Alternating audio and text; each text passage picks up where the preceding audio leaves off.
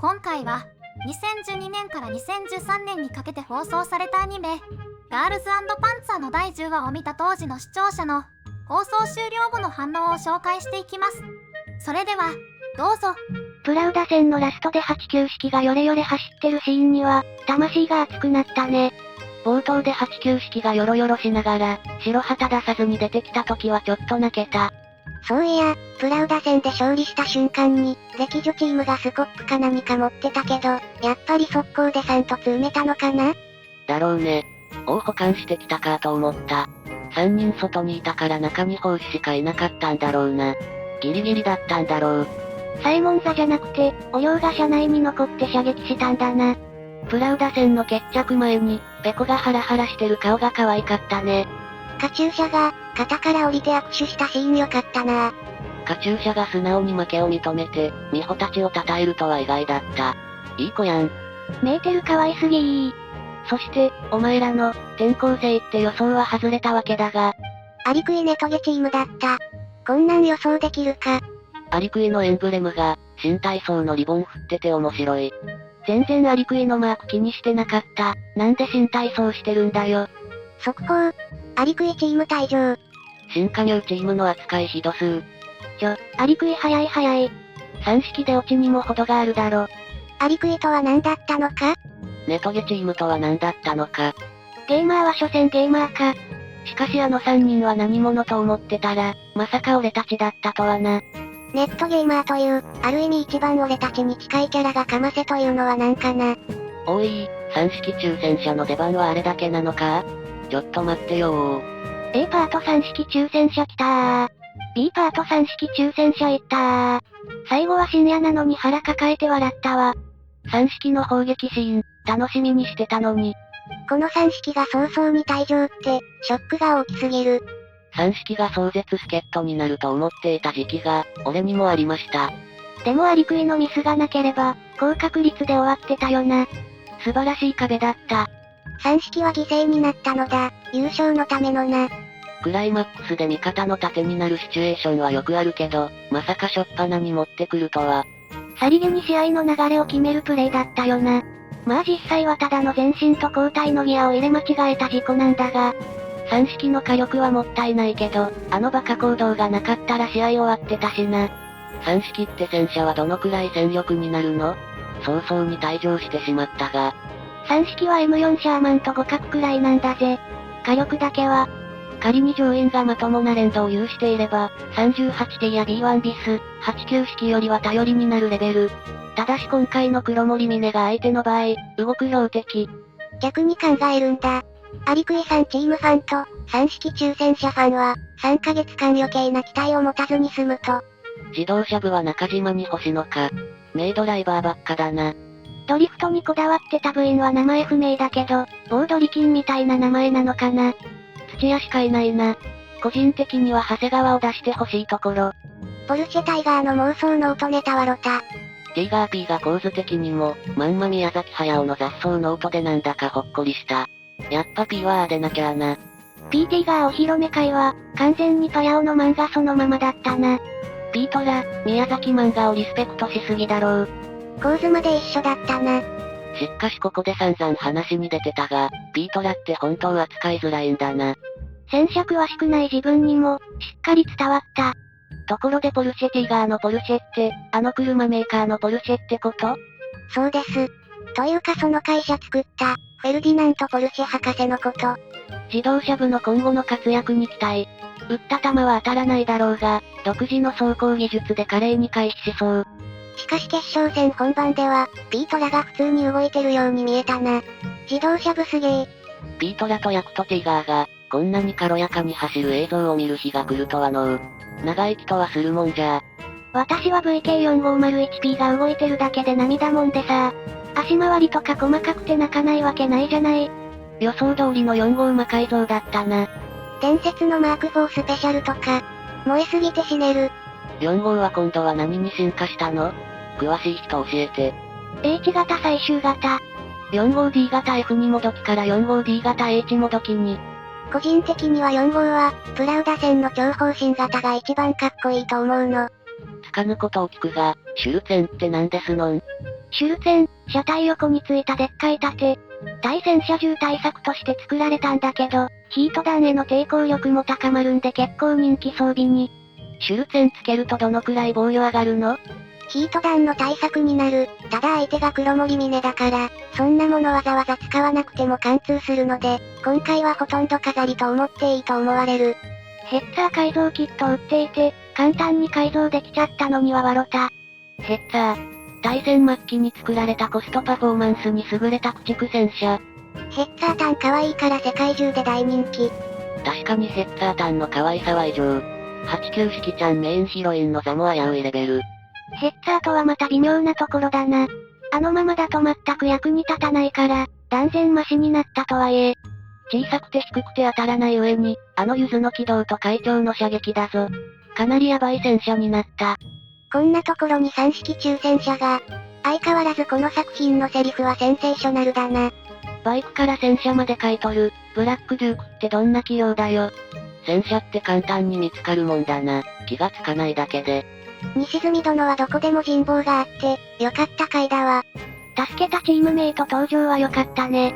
助けられた黒森が声かけてくれるの涙出た。終始ニヤニヤしっぱなしだったけど、あのシーンはちょっと泣きそうだった。美穂ちゃんが助けた娘と再会するとこは涙出そうになったよ。美穂ちゃんよかったねよかったね。秋山殿が可愛すぎるよ。秋山殿マジミポリンの制裁。秋山殿、美穂の言動にいちいち頬を染めていて、可愛かった。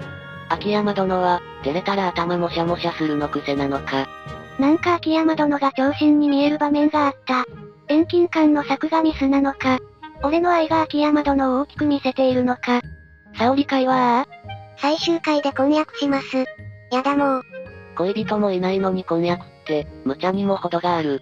花さんの、ナチュラルなディスりっぷり面白かった。花さんは、沙織の恋愛話には厳しいよな。沙織に甘かよ。アマチュア無線免許とか意外すぎて吹いたわ。沙織からの電波を受信。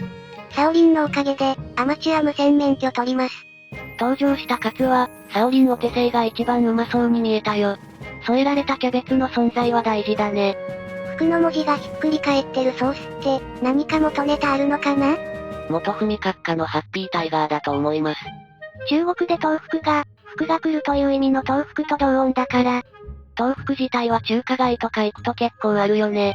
まあガルパン的にはハッピータイガーで OK だと思うけど。マコ、勉強机で食っていて笑った。席詰めてあげればいいのに。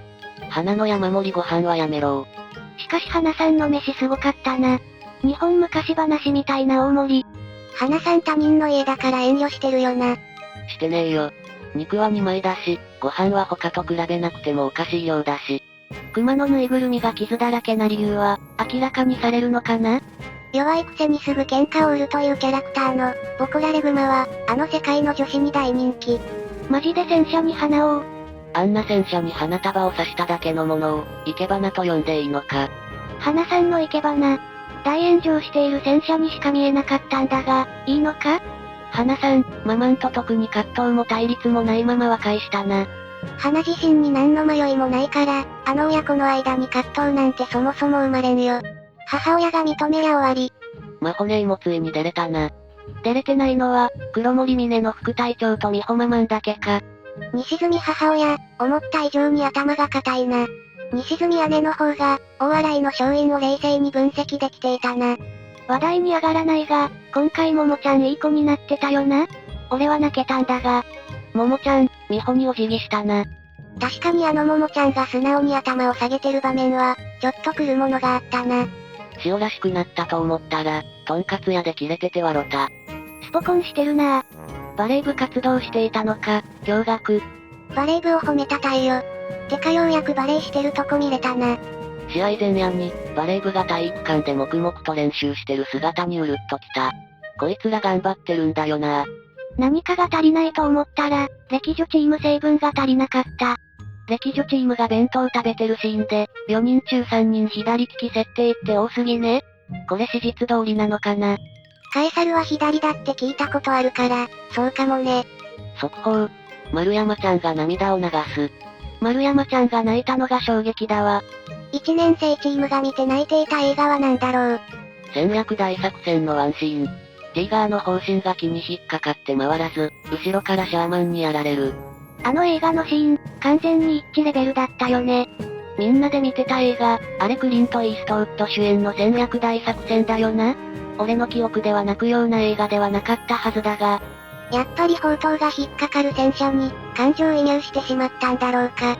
試合会場が富士演習場か、わかってるな。まさかの富士演習場が舞台とは、当然すぎて逆に考えてなかった。あれ富士なのか。日本で唯一、戦車の実弾演習ができる場所。やはり決勝の前には、激戦を戦ったライバルたちがみんな、主人公の激励に、王道だよね。あなたたちが決勝に進むとは思ってませんでしたわ。ブラックペコちゃん公式に。今までの対戦相手がああやって激励に来るのとか、ベタだけど熱いわ。しかしあの流れを見てると、なんかもう20話くらい見守ってきたかのような気分になる。俺は K が来てくれて満足。このスレで K のファンは俺だけか。お K さんは俺も好きだ。K 好きなライバル嫌がるな。お前らダージリンの話ばっかしてるのに。今日は綺麗なアリサちゃん。K の横でアリサが、すげえいい笑顔だったな。綾鷹とうまくいった顔だな。ベースは可愛いんだから、普段からああいう笑顔でいれば、高志も惚れると思うんだがな。カチューシャ、未放射ってなんだよ。カチューシャの、黒森峰なんかバグラチオン並みにボッコボコにしちゃってねは、簡単に言うとどういうこと？バグラチオン作戦ってのは、ソ連版電撃戦の集大成って言われてる。つまり黒森峰、ドイツ軍を壊滅させろってこと。じゃあねえピロシキーの後に続く、ダスビダーニャがシュールだ。不思議ね、あなたは対戦した相手すべてと仲良くなれるのだから。アンティオはどこ？アンチョビとは、仲良くならなかったんですかね。2回戦で対戦したはずなのに、ライバルとも見なされないし、応援にも来れない人がいます。ダージリンのことわざ、いい味出してるよな。ダージリンさんが久々に格言を言ってくれたけど、相変わらず意味不だった。4本足の馬でも転ぶ。人間が転ぶのは当たり前。日本のことわざで言えば、猿も木から落ちるって言ったんだよ。マホ、グデイリアンは言ったそうよ。お前ら。田尻さん、イギリスのことわざで。お前ら、うおー。なぜなのか。田尻さんとマホネイでは、これまでの実績が違う。ダージリンさんのキャラが奪われて、一気に影が薄くなることを我々は良しとしない。グデイリアンは、ソウルネーム持ってるキャラがちゃんといますし。しかし我らが大笑いの副隊長はこんなに愛らしいのに、黒甲の副隊長の嫌なやつ感は半端ないな。美穂と、お礼をしていた部下を睨んでいた副隊長はクセ者っぽいな。何か謀略でも仕掛けてきそう。エリカちゃん、ちょっと未放射を敵視しすぎだよな。助けられた子はあんなに感謝してたのに。ミポリンが戦力説明してる時のパンターの数でリアルに増えた。ひどすぎるわ。黒森峰の戦車はロタ。プラウダが可愛く見えるわ。黒森が素晴らしい。パンターが、ヤークとパンターが、感動した。相手、ヤクトティガーまでいたな。なんという無理ゲー。黒森峰はまさにドイツ名戦車のオールスターチームだな。勝てるわけない戦力さ。黒森峰の戦車たちがガチだった件について、もう少しマウス出すとかそういうのはないのか。ティガー1、マホ登場でフラッグ。ティガー2、エリカが登場してるのともう一両。パンター多数、主力。4号駆逐戦車多数。ヤークとパンター。ヤークとティガー。エレファント重駆逐戦車。現時点で確認できた黒森峰の戦力はこんなもん？またフラッグ戦だから、まあ勝てる可能性はある。でもさすがに黒森峰が勝つだろ？姉より優れた妹などいない。黒森峰無双の時に流れてた BGM って、あれドイツ軍歌だっけ？何かどっかで聞いたことあるメロディーだったんだが。エリカ行進曲だよ。エリカ、ドンドンドン。やっぱりエリカが流れたな。後半にパンツァーリートが来ると嬉しいね。BGM のエリカで思わず鳥肌立ったわ。こうなってくると、パンツァーリートもどっかで使うよな。しかし、森をショートカットとはやってくれるね。ドイツかよ。森をショートカットは笑ったわ。マンシュタインプランまんまやんけ。ドイツ戦車が森の中って、まるでアルデンヌの森なんだけど、この通りなら負けるのはドイツ軍か。冬じゃないので、マンシュタインのフランス電撃戦だと思う。まさかの森を突破して進行したんだよ。決勝戦は4号がフラグタンクか。最後に残った4号が打ち合いで勝つ展開か？よくよく考えると、相手の強みは火力防御特化だから、相手せず逃げ回ればいいのか。でもピートらには修羅場だな。長期戦って言ってたから、丘に陣地掘って迎撃するんじゃないかな。いきなり1両減って、これで20対7か。これはきついな。絶対的な戦力差の上いきなり3式は離脱だし、油断とかしそうにないし、ここから活路を見出すのはなかなかの至難の技だよな。どうやって勝つんだろうな。必殺の戦車野襲でもやるか。魔法、ヘッサータンの傾斜走行を使ってジャンプ打倒ミホ、カットベイ、4号。この戦力差で勝つには、今まで積み上げてきた人間関係のストーリーをフルで使って、戦闘以外のとこで攻めるしかないよな。フラッグ車になると防衛が第一だろうから、暗号の新手法がもったいないかと思ったが、この戦力差ならフラッグ車でもバリバリ攻撃しないと危ういか。あの布陣だとアウトレンジ確実だし、アウトレンジしなくても角1だろうからな。最後はフラッグ車のクロスカウンターで、ギリギリミホが勝つみたいな感じにするんじゃない？ラストがミホ VS マホの、フラッグ車対決になることだけは確定だな。風紀委員が乗ってた車なんぞ。風紀委員が乗ってたのは、日本陸軍の黒金小型貨物自動車だよ。風紀委員の愛車は黒金4機？いちいち端っこに軍用車ねじ込むあたり、スタック愛を感じる。鹿島臨海鉄道が戦車輸送してて笑った。大洗鹿島線の戦車輸送貨客列車なんて、撮り鉄発狂ですな。富士の会場で来場者が記念撮影してたの、千葉だったよな。地味に千葉丹がいたな。記念撮影用に。夕日に染まる学園間の停泊シーンが、くっそかっこよかった。勝海だったか。とんかつのオンパレードで腹減った。カツ買いすぎて腹が減った。俺もサオリンのカツ食べたいです。この時間にトンカツにカツ丼にカツカレーに、カツバーガーに串カツにカツパンは拷問だよ。みんなカツ食いすぎ。そりゃスケジュールもカツカツになるわ。作画もところどころカツカツで、いろんな意味でカツカツな回だったな。次が3ヶ月後って、ひどいよ、涙。作画不安定でも、視聴者がこんなに優しいスレはガルパンくらいだろうな。お前ら。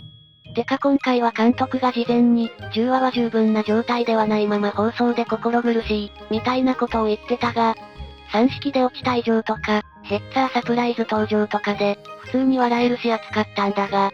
とりあえず引きはあれだったが、このアニメのためなら3ヶ月待てる。水島監督はじめスタッフには、最高のラスト2話を作ってほしい。明日はカツでも食べるか。ご視聴ありがとうございました。良ければチャンネル登録、高評価、コメントなどよろしくお願いします。それではまた。